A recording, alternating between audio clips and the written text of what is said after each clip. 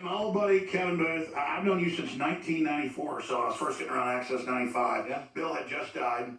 I had just staged my death. Yeah.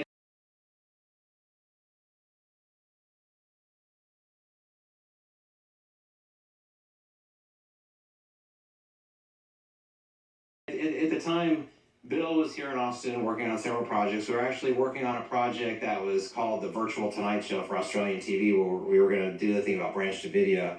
And he was being offered national TV shows. He'd done one in England, all this stuff, but he'd rather stage his death than come on the show. Well, we had a thing where we were doing a gag where you remember the cows that were around the Branch Davidian compound? Yes. We were going to do a gag where Bill was going to be one of the cows that was out there by Branch Davidia, and he was like using that to get close to the compound. But during that whole time coming and going, you were just starting on public access TV, and you were this young guy that sat in front of the star map, and I couldn't really tell what you were rambling about, but it was kind of magnetic. And actually, Bill wrote a script about, it was called Public Access, where there was a main character kind of loosely based on you, named Arturo, that he was going to play.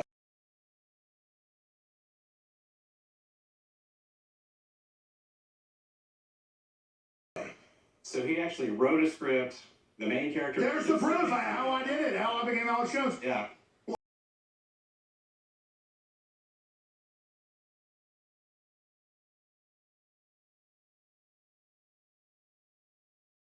With Mike Judge, and I heard this from people that knew him. Rick Linklater said he produced the first Beavis and Buttheads and then some of the King of the Hills out of the studios of Rick Linklater, Dietrich Films. It wasn't Dietrich Films production, he just did it there. And I've been told by Linklater and Tommy Pilata that, oh yeah, some of that was based on Access. Well, then I get to know him good, but I've known him a few years. He goes, oh, by the way, when I was interviewing him, he goes, by the way, you're partially based on Hank Hill and Gribble.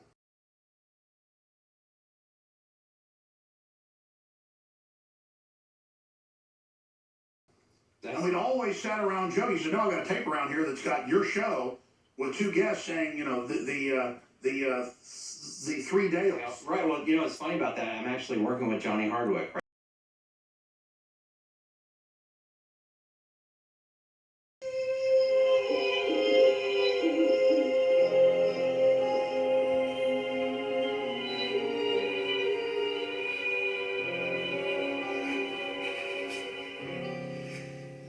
Alex Jones is what kind of a guy? What how do you explain him? He's 26 years old and looks 10 years older.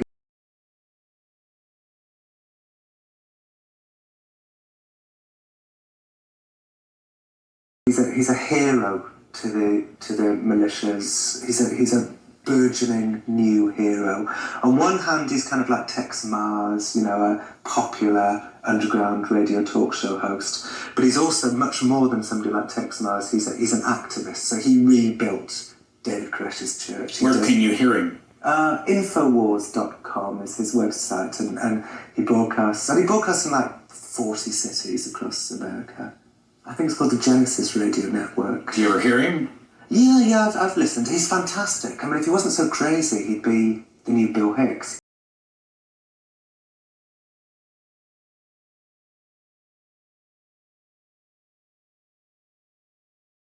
The new Bill Hicks. He's got an amazing... Who's Bill Hicks? He was an old comedian who died of cancer in the 90s, and again was a kind of hero to the libertarian left, Bill Hicks, because he smoked in the face of cancer. Okay. That was funny. And, but what happened with me... Yeah, I've listened. He's fantastic. I mean, if he wasn't so crazy, he'd be the new Bill. Okay, Dale, hop on up. Oh, no. Looks like he died with his tongue sticking out.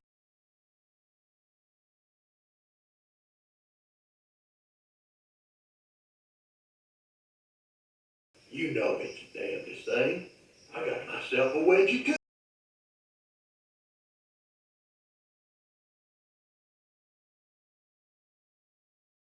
Gold tree. Gold tree. Here comes the goat. Oh.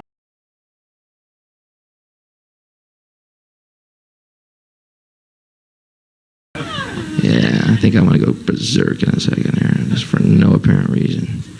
Yeah, I like that voice. Yeah, good voice, Bill. What a character. This is a song I wrote when I lived in a dumpster.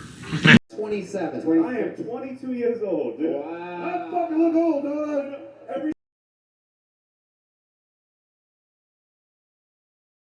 Ladies and gentlemen, you're here on a special night. It is his first time ever being a guest on Kill Tony. I'm dressed like this because this tonight shall be chaos.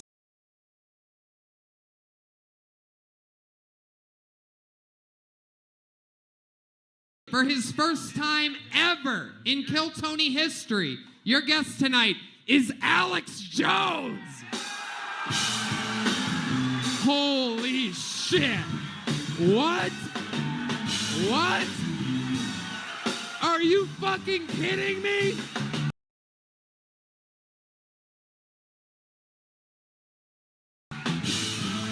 Are you fucking kidding me? Woo! Power! Unlimited power!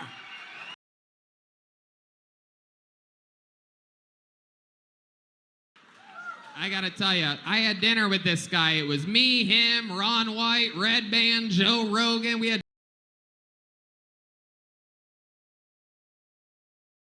dinner a few weeks ago.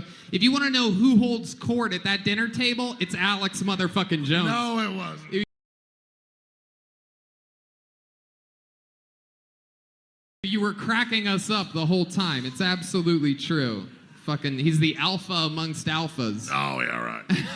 Joe kicked my ass. It's not true. I'm in a headlock. No, I was surprised. Joe sits back and listens to you. I've never seen him listen to anyone like he listens to you. Normally, he's the chatty one.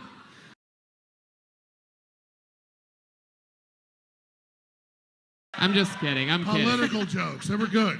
I'm kidding. Alex, you were paying attention. What did you think about William's set? This is your first time seeing this I thought guy. they were very cerebral jokes, which is not lost in a great crowd, but I'm a little drunk, so I missed part of it. And if I only caught half of it, it's a little, it's a daytime joke, not a nighttime joke. But it was all actually very well executed. Better than I can write, so, you know. Hell yeah.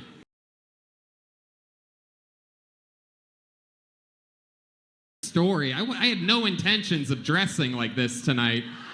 Next thing you know, a fucking $150 later, I got the new suit I'm wearing to weddings and shit. Austin has the coolest fucking shit. It is so weird. In LA, you could drive any direction for an hour and not find one place as cool as that rinky-dink little costume store. I was almost a fucking rodeo clown tonight. I was almost a matador. I was almost a circus ringleader. These all could be future episodes, by the way. I might just show up there every Monday and fucking go crazy. You ever dress up like anything silly, Alex Jones? I mean, Bill Hicks, right? Exactly. No, actually, well, I was Bill Hicks before. Then I staged my death, and then it became Alex Jones in 1993. It's actually true. No, it's true.